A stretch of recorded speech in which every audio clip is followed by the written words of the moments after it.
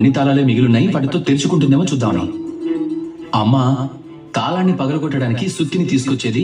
ఇక అప్పుడే నాన్నగారు ఆఖరి తాళాన్ని పెట్టి తిప్పేవారు. అప్పుడు ద్వారం తాళం తెరుచుకునేది. ఒకవేళ ఆయన ప్రయత్నించకపోతే తాళం కూడా విరిగిపోయేది, తాళం చెవి కూడా వ్యర్థమయ్యేది. అంతే కదా. ఇదంతా నేను చూసేవాడిని. అప్పుడు నాకు ఏమనిపించిందంటే, అప్పుడప్పుడు మన తాళాల గుత్తిలో ఆఖరి తాళంతో కూడా జీవితపు ద్వారాన్ని తెరవచ్చని.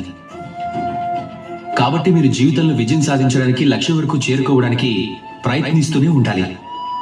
ఎప్పటికీ ఓటమిని ఒప్పుకోవద్దు. ఎవరికి తెలుసు, మీ తరువాతి ప్రయత్నమే అంతిమ ప్రయత్నం అవ్వచ్చేమో, అదే మిమ్మల్ని విజయం వైపు తీసుకెళ్లొచ్చేమో. కాబట్టి నిరంతరం ప్రయత్నిస్తూ ఉండండి విజయం సాధించడానికి. అలాగే నాతో పాటు ప్రేమగా చెప్పండి, రాధా కృష్ణ.